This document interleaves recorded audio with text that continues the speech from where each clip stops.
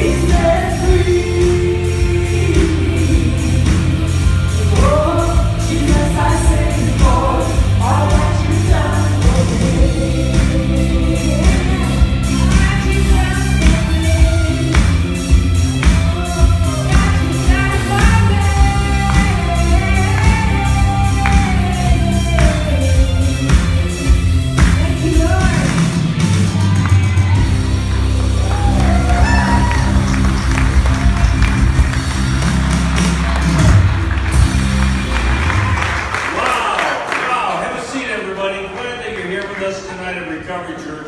I'm Pastor Mike, and there's something missing here. Oh, I know what it is. It's the portable sound system.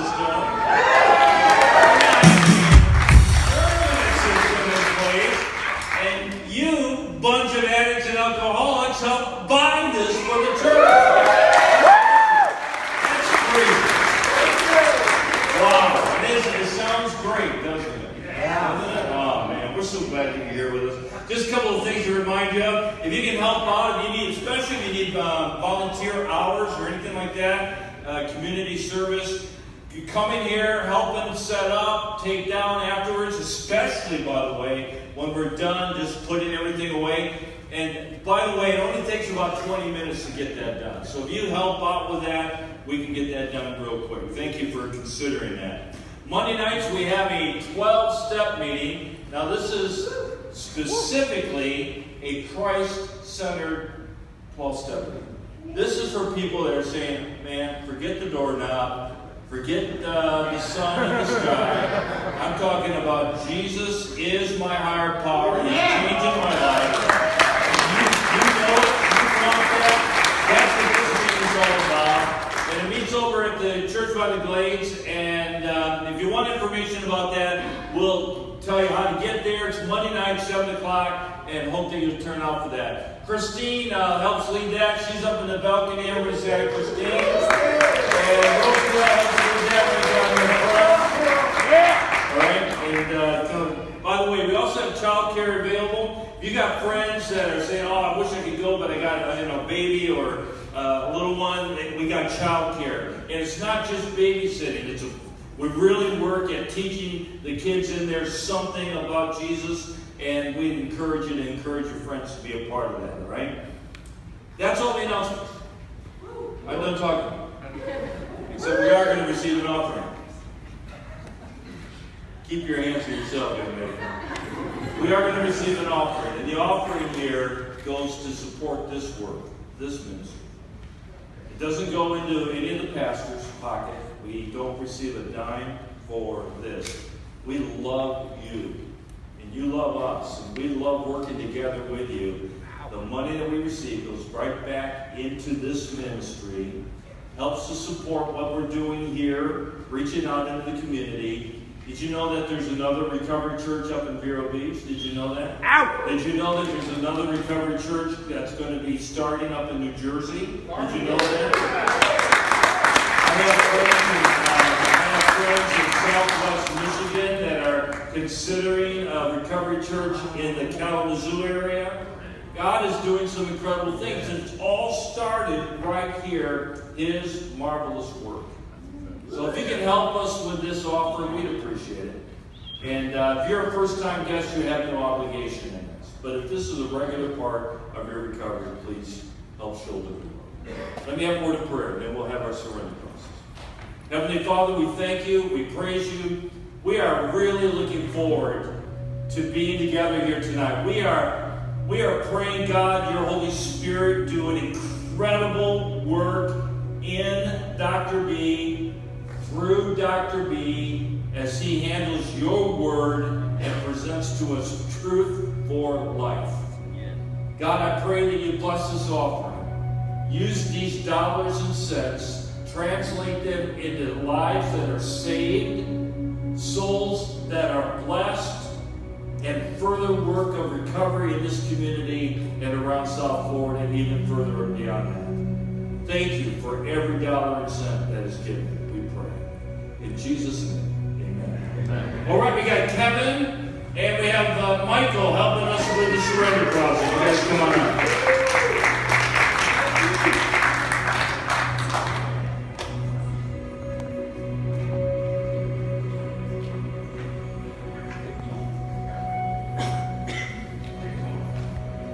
Welcome to Recovery Church, everybody. Here at Recovery Church, we give out crosses that denote various lengths of sobriety or clean time. Our first cross is the Desire Cross. This is a tangible reminder of the changes we want to make in our lives. Who would like to come up and start a new way of living? Come on, folks. Let's go. Let's go.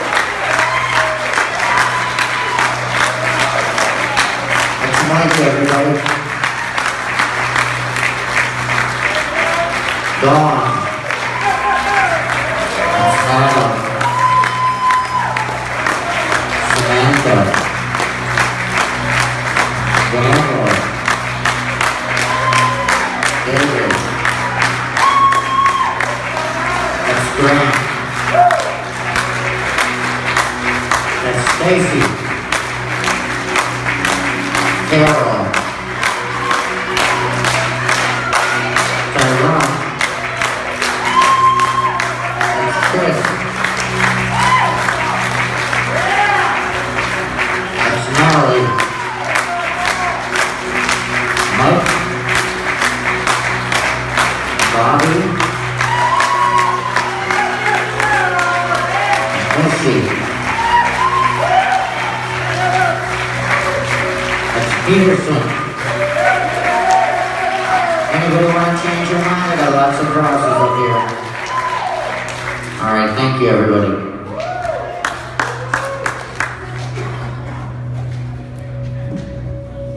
Let's stand to our feet and continue worshiping.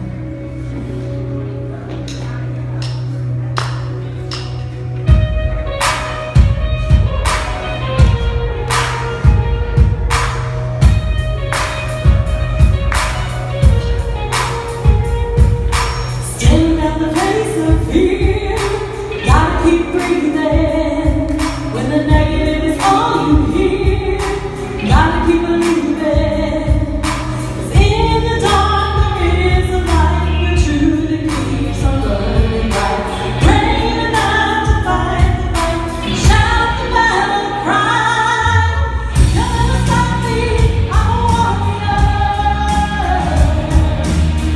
When I fall down, I get stronger.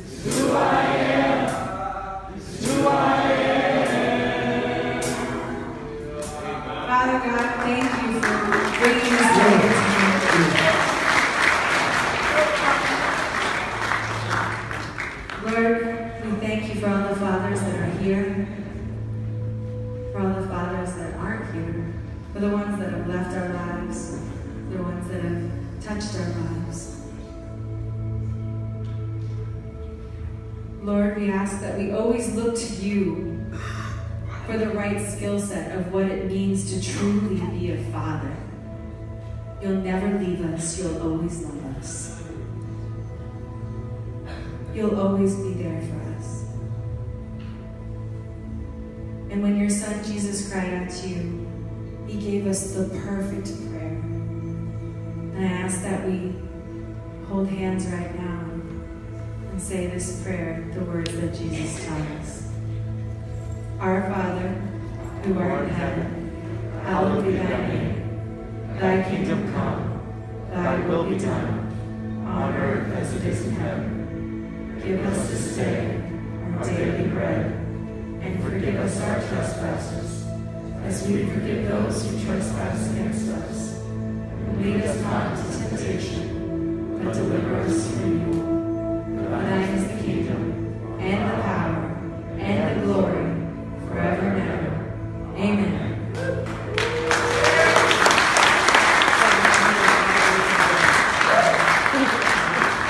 Ladies and gentlemen, Dr. B.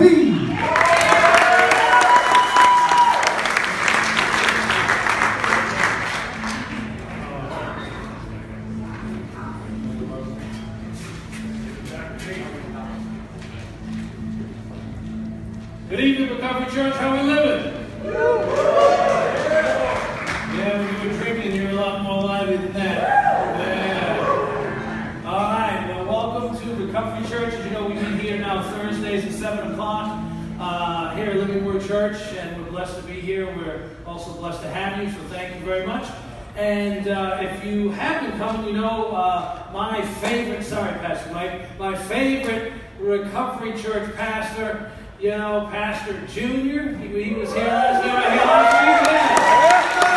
We began a series, a number of ways you call it. He called it The Truth Will Set You Free. He talked about rejection and what a job he did on talking about how, you know, from whether it be from childhood, from the things that happened to us, the things we did, the shame, the guilt, the remorse, the whatever, all those lying voices, those negative feelings, how they pile up inside, and oh my goodness, what a tsunami of pain that causes. And the message was, you know, instead of believing the lies that have been planted in us, why don't we believe the truth that God gives us to set us free? And that's a man. Great message. That's a message, huh? Well, let me tell you something. Let me have the next slide, if you would. I kind of, and Pastor Junior is going to call it this, belief begets behavior. But I'm gonna try to like dovetail on the last week, and I'm gonna try to go in a little bit of a different direction, and I think you'll understand by the time we're halfway into this, you know, why I'm going to go this direction. Well, the first reason I'll just tell you for free, in case you don't know me, is I'm crazy. So you never know what you're going to get when Fatty's up here. You get what I'm saying? But the other reason is that even though like last week, what an unbelievable message, what an unbelievable truth, what an unbelievable gift that if we could just somehow use that and get the freedom in our life, what a wonderful thing that would be. But guess what? Sometimes it's a whole lot easier said than done. You get what I'm saying? Sometimes the lie, sometimes the hurt, sometimes the scars are so deep that they're not just going to budge with a little bit of effort. And sometimes it takes a little bit more. I remember back in 1992 when I was first in treatment, I had this psychiatrist.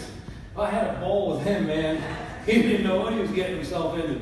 But one day, he challenged me, and he said, what are some of the things you say to yourself? And so, I figured I'm one up on this fool, right? I ain't going to admit that I'm psychotic. He's trying to put me away for life. I know where he's going. I ain't talking around talking selfish. Oh, man. Come on, you got to come up with a better game if you're going to, capture me. Don't you know who I am, right? And so, obviously, I was a little full of myself and full of some other things we can't talk about in the Recovery Church. But nonetheless, he started to, he was really going somewhere. He was really going somewhere. He was like, no. Like in your head, don't you understand that just thoughts during the day, you kind of you say something and then you listen to your thought and you respond and then that dialogue goes back and forth that goes on all day. And I looked at him and I'm like, I had never thought about that before. And so he challenged me. He said, when you go home, try to listen to what goes on in your head, the voice, the thought, the whatever it is, and especially when you look in the mirror. And so I did this, and I was amazed at the back and forth chatter that went on through the course of the day, especially when I looked in the mirror.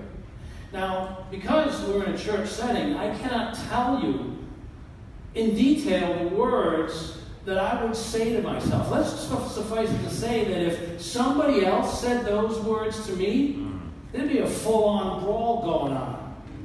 And this was the way that I spoke to myself every conscious, waking hour of my day. Now, many of you don't know me back when I was a man, because back 20, 30 years ago I was that, believe it or not. And I used to compete in powerlifting.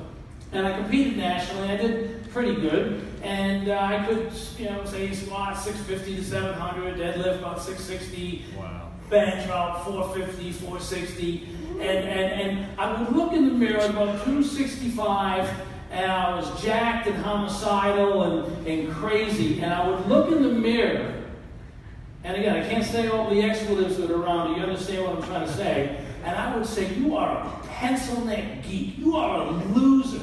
You only bench 440. You got second place in the Ohio State. That dude smoked you. You're nothing. And I would have, no matter how I did, what I accomplished, it didn't matter what went on in my life, I always had a negative put down for myself. So I went back the next week to this doctor, and I was amazed. One minute I thought he was an idiot the week before. Now I think he's a genius. And so then he challenged me again. He says, okay, when you're in front of that mirror and that nonsense is going, and because is that a truth or a lie? He goes, no, I guess it's kind of a bunch of crap, man. And then I want to, and so when you're in the mirror and that goes on in your head, speak out loud the truth against the lie. So I said, yeah, I want to kick my own butt. Yeah. So I get in the mirror. Words going, you're a loser, you're a pencil neck, you're a geek, you're a chicken. That's right. I'm a geek, I'm a pencil neck. Look, you only get a 19-inch neck. It's not 20. And all this nonsense, no matter how hard I tried, for that whole week, I couldn't come up with one kind thing to say to myself. Can anybody smell what the doc is cooking? Does anybody, okay, maybe it's a little bit too real. I know not a lot of us have done step work. But do you know how deeply penetrating shame and guilt can be in one's life? been a beautiful prick for fathers. Well, there was a day in my past where I was praying my father was burning in a place for what I had to put up with my childhood.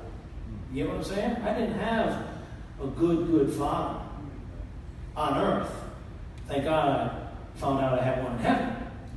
But I didn't have one on earth. And all those things that he said to me, all those put-downs, all those shameless, perfectionistic insults that he gave me for years and years, even in my head when he was saying, I'd be like, no, Dad, that's a lie. But if you throw enough stuff against the wall, did you know some of it's going to stick? Years of hearing that. Even though in my head I knew it was wrong, how do you suppose I felt about me inside? That's where those lies, that's where all those negative words came from that were bouncing in my head for years. See, long after my father did pass, I picked up where he left off in between my ears. And I became my own greatest abuser. Because the lie had already been planted since I was this big, real deep. And I'll tell you something. For me, I'm not saying anybody else, but for me, no human power was going to touch that scar. No human power was going to change that amount of negativity and hate, mostly aimed at myself. So I'm gonna come at this from a little bit different angle. So hit me one more on the slide advancement if you'd be so kind. So I'm going to say, yeah, belief can beget behavior, but guess what? In recovery, behavior can build belief. And we're going to talk about the difference between thinking your way into better action and acting your way into better thinking. And so we're going to hit that. That's like the asphalt that we're going to drive this truck down. And we're going to kick some butt by the time we're here. So let's hit the first excerpt from the 12 and 12, page 25. And I'll put my bicycle focals on so I can read it. It says, some of us, look at this now, some of us won't believe in God, others can't, and still others who do believe that God exists have no faith whatever He'll perform the miracle. Where do we go from here? Someone can I hope you remember Junior's testimony, because that was like he was given a gift from God. He came to treatment, because when I heard it, I wasn't able to be here personally. I had to watch it online because I had to go. My home group had to give a couple of medallions out for anniversary. But when I heard him say, man, he came to treatment and he heard, you need to clear out the wreckage that's in the way between you and a relationship with God, and this is going to get you sober. And he went out to Journey Church, and I was like in awe. I heard that. I went back. I'm like, what? How did he do that? How the heck did he do that? That didn't happen for this fool. I mean, it floods the memory back. I remember going for months and sitting in a place like this, suffering withdrawal, sweating and other things, praying for God to help me stop. I didn't want to lose my job. I didn't want to lose my career. I didn't want to lose my family. I didn't want to lose my life. I go back home and I try not to do it. And I did. I come back next week. And I come back next week. Now, in my mind, I thought God was going to hit me with the holy wand, and to snap his fingers and boom, Bill Wilson, what's up? But he worked a little strangely.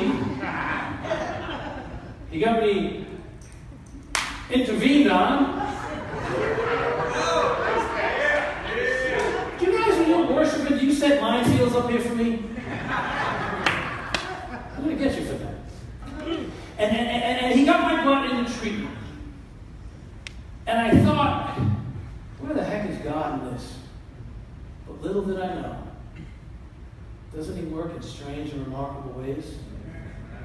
Because if he did snap his fingers and he did get me sober, stark raving sober that day, I wouldn't have appreciated it. I would have taken all the credit for it. And I would have flushed it down the toilet as soon as I walked out of church, and I would have done it again. So God made the message stick of how special a gift he was giving me by putting me on that path. And it was the path of the 12 steps that not only got away the obsession to drink and drug, but then started to get even deeper down to the causal conditions to heal those lives, to take away that hate and that low self-esteem and that pain and heal that little by little so that I could look in the mirror eventually and be okay with the person who was looking back. For me, unlike Junior, that took time. And for me, just for me, that took all of the power of God in those 12 steps. So let's look at this from a scriptural point of view about how important this principle is. We're going to look at two scriptures. 1 Corinthians 15. Is that one up there? I can't see that far. I can't see over here either, but I'm just going to hope it's up there. Good. Awesome. Thank you. We who are strong ought to bear with the failings of the weak. And I want you to remember these two scriptures I'm going to read right now. I want you to kind of put in your minds. I'm going to tell you a little story in a second. We who are strong ought to bear with the failings of the weak and not to please ourselves. Each of us should please our neighbors for their good, to build them up. I'm thankful that not only in treatment but in AA there were people there who got the miracle and were there to turn around and give it back to me. Because if they weren't there to help me through this process of change, I wouldn't be here today. And let's see what Jesus in the 18th chapter of Matthew says in the next one. It says, what do you think? If a man owns 100 sheep and one of them wanders away, will he not leave the 99 on the hills and go to look for the one that wandered off? If you don't know this by now, listen to me what I'm about to say. If you're lost, if you don't have all the answers, if you're broken, if you're hurting, if you need a Savior, Jesus is leaving the others, and he's coming after you.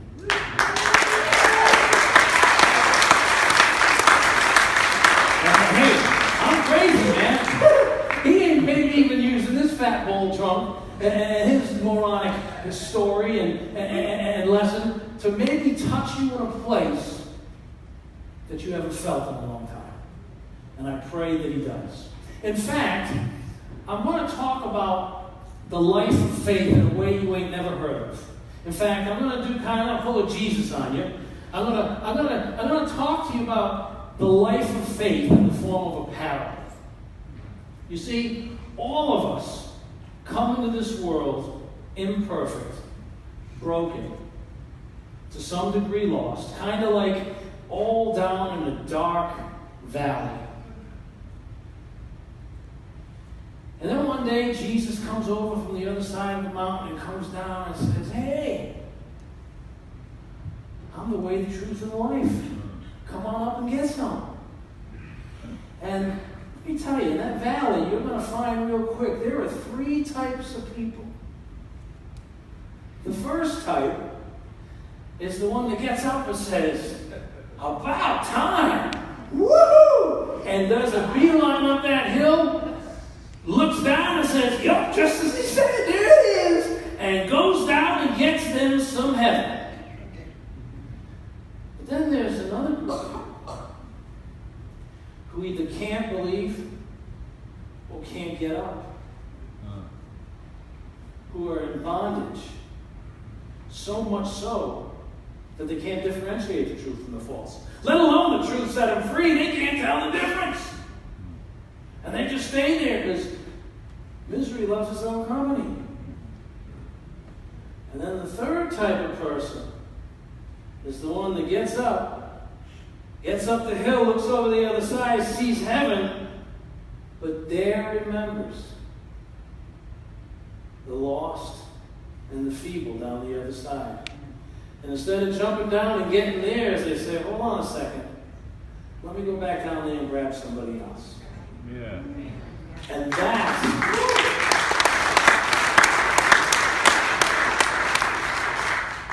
And that's the life of faith. That's the one who leaves the 99 and gets the ones that's lost. Those are the people who were in AA when I was broken, lost, and hopeless, that were there for me when no one else was.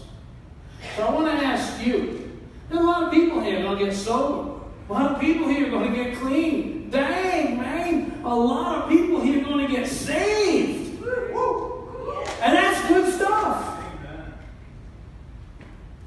But are you going to keep it to yourself, or are you going to try to give it away? Come on. See, that's what AA is about. See, there's a program that not only builds what I need inside of me, it multiplies it outside of me. Hit me with the next one, if you would. Like I said, a self-help program, and there's a lot of self-help programs out there, right? Like how to lose weight, how to win friends and influence people, how to do this, how to do that. Hit me one more time. A self-help program, okay, like I said earlier, gets you to think your way into better acting. In other words, if I can just understand a little bit about nutrition, I'll watch my diet and I'll be okay, I'll lose weight, bada bing, bada boom. But hit me with the next one, a God help program like AA doesn't think my way into better acting. No. I act my way into better thinking. Now think about this nonsense. You might not have thought about this in this way. When Jesus healed somebody, he comes up to somebody and he does his healing magic, whatever that's all about, right? Almost every dang time, didn't he ask the person healed to go do something? Yeah. Go wash yourself in the pool. Go show yourself to the chief priest. Go bring the offering required by the law. Go back and tell your family in your town God is go do this. Well, how come we have such a hard time showing our gratitude by going? Didn't Jesus heal 10 lepers? And only one came back to thank him? Am I going to thank my God for giving me this beautiful gift of life and recovery by going to the next person who needs the hand of AA, that needs the hand of recovery, that needs the hand and feet of Jesus to show them the way? Or am I too important? Am I too tired? Am I too busy? Wow. Yeah. Can you smell what the doc is cooking? Hit me with the next one. Now, Junior gave a great life verse in John 8:32. It says, "And you will know the truth, and the truth will set you free." But did you notice the first word of that verse is "and"? Because what's really important is the one before it, the verse before it, 8:31. Hit me with that one.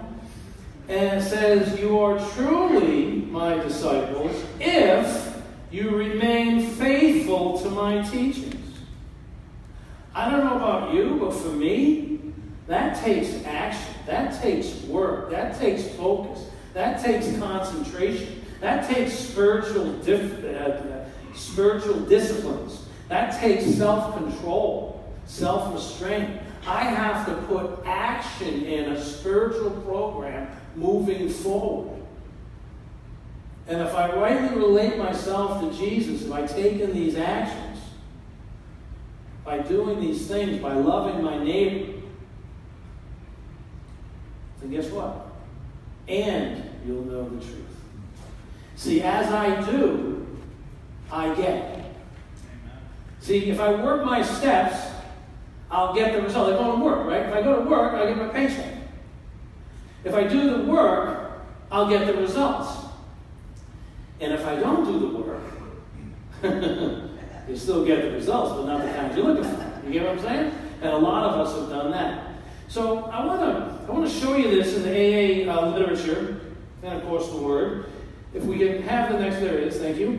AA, page 72, Big Book of Alcoholics Anonymous, page 72. We have put our finger on the weak times in our personal inventory. Let me tell you something. When you do an inventory, there's a lot of things in there, at least for me, there are a lot of things in there that cause a lot of pain, a lot of shame, a lot of low self-esteem, self-loathing, the whole 9 yards. Okay? When I looked at those things, it was not easy to look at. It wasn't pretty to look at. But boy, oh boy, if a surgeon does a surgery, there's going to be some discomfort afterwards, but it's the surgery that ultimately is going to heal me. And that's what the inventory is all about, is that internal spiritual surgery by the inventory. And guess what's going to happen? Now these are about to be cast out. This requires action on our part. See, it's not just the inventory, but it's what we do about it. See, I did some people some harm. I harmed myself. I harmed others. And in steps 8 and 9, I made a list, and then I went out and made amends. And the thing that did for me was it allowed me to start to receive some grace for myself. Start to receive self-forgiveness. Because let me ask you a question I know you'll want to know the answer to. With respect to the things that I did negative in my life, who was the last person on the planet that was going to forgive me? Me. That's right, me.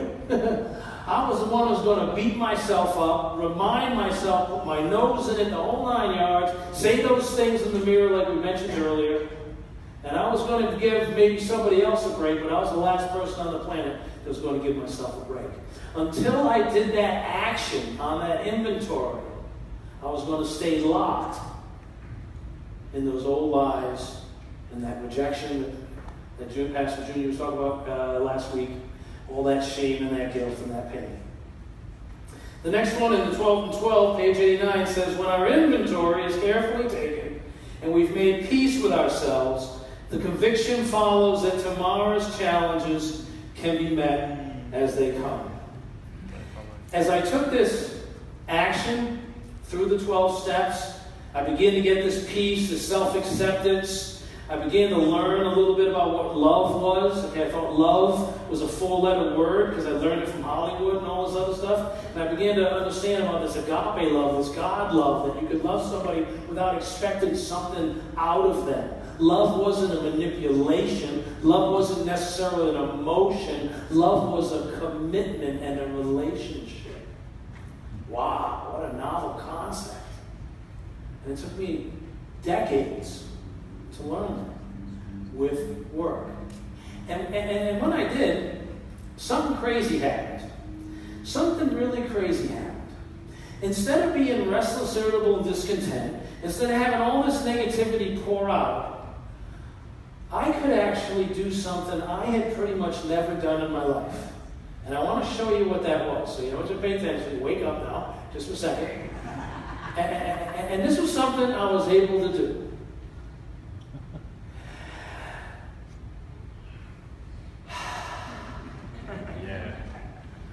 Without pharmacological intervention. I could be okay on the inside, even when things on the outside weren't as okay. And I'll tell you, I was so wrapped with hate and anxiety and all sorts of other stuff, I could never be okay unless I was inebriated. And for the first time, this precious gift of peace of mind was given to me. And I knew that if I kept doing what I was supposed to do, okay, kept trying to work on my relationship with God, however feebly, yes, I was going to fail more than I was going to succeed, but I was going to try. He was an infinite well of forgiveness. And as long as I tried to continue my recovery program, working by these 12 principles that I was taught by my sponsor, and I was going to pass them on to other people and work with other people one after the other, there was going to be this tremendous miracle that was going to happen in my life. I'm going to let you in on a little secret about recovery. For me, recovery didn't start until after I completed the steps and began working the steps with others.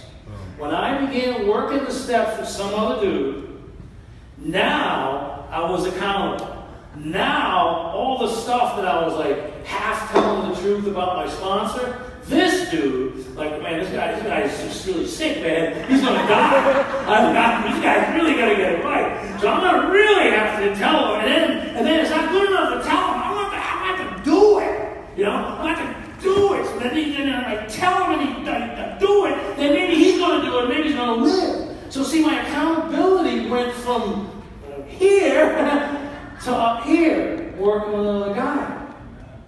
And then when I did that crazy, I started learning more than he is. And me, and I'm working with him, and I start learning more. And I start receiving more, and there's more of this peace. And there's more of this purpose. And there's more of this comfortability in my own skin. Did you just hear what I said? Being comfortable in my own skin. Don't answer this, but think about this for a second. How comfortable, and of course in your addiction, how comfortable are you with you during that addiction? Now, don't answer. Just think about it.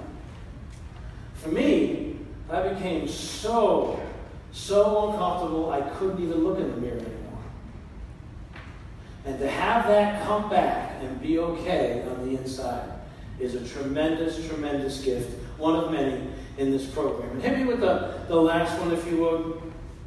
And here's why. Jesus knows. He's telling us. He'll spell it right out. On hearing this, Jesus said, it's not the healthy who need a doctor, but the sick. Amen. I don't know about you, my addiction, what happened to me as a kid, what I went through, the meat grinder I went through, there was really no chance for me or really anyone in my family apart from the grace of God. So God sent ministers. And AA summoned work to intervene. You know, all these special people that were at the right place at the right time to keep me from dying and to get me in the place where I needed to be so I could do the things I needed to do so I could get the things that I needed to get. And if it was left up to me, just for the record, if it was left up to me, I never would have done them by my own choice, will, or volition. I would have chosen to go the other way, and I would not be here with you today. I would be DET dead. I know. Honestly, if you're paying attention, not only are. That's good. But by the grace of God, I've been given a second chance, a new life, and a life and a purpose and a destiny I could not have dreamed. In fact, some of you know a little bit about what I've been going through lately. And last week, Thursday, somebody mentioned Recovery Church. I think Pastor Mike did. Recovery Church up in Vero. Last Wednesday, I was asked to go up there. And Jerry, one of my sponsees, the guy I gave him a downing to on Thursday, he came up there with me because the crew would drive to Vero. We got to speak up there with some great people up there. And that next day, I started my new job. Yeah.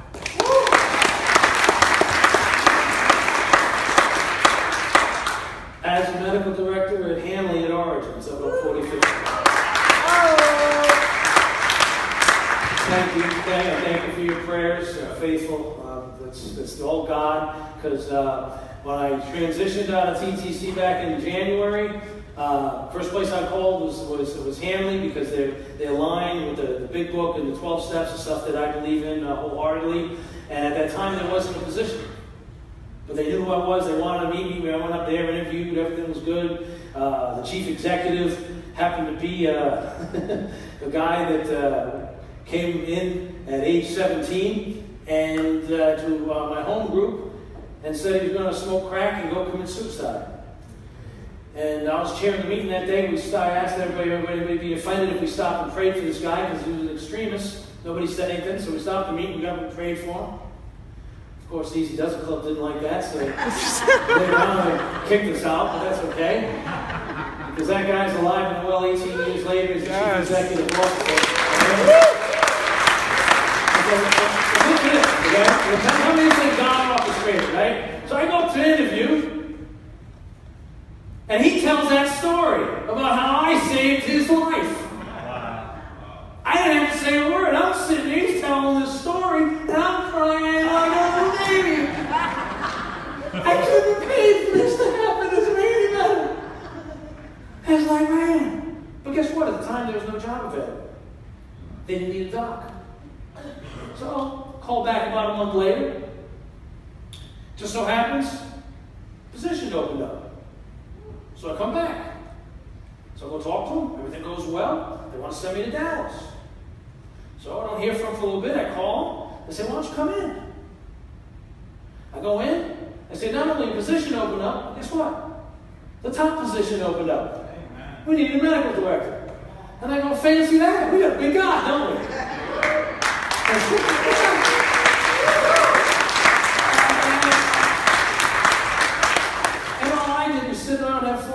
vacation.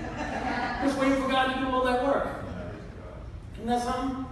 I could not have made that happen by any amount of self-will.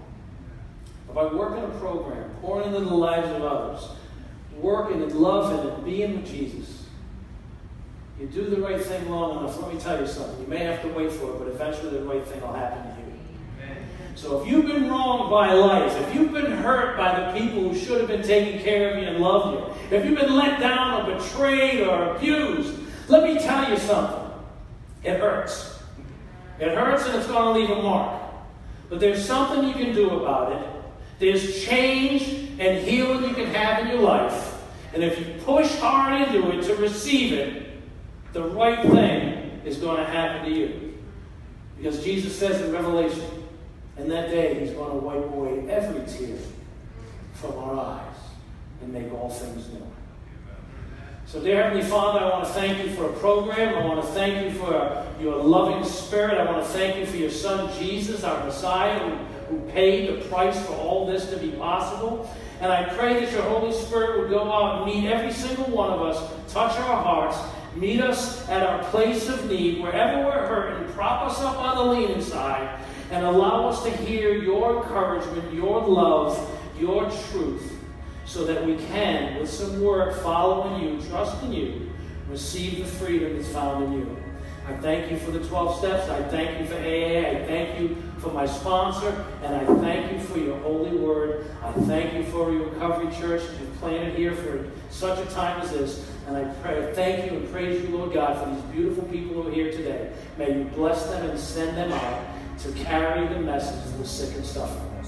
And thank you in Jesus, and praise you in Jesus, and love you in Jesus, in your holy name. Amen. Amen.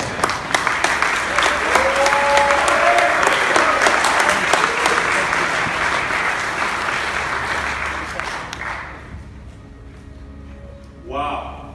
Hey, stand up for a second. All right, now listen, we're going to take about a 10-minute break. 5 after 8. Back in here for open share. Let's thank the Lord for a great message.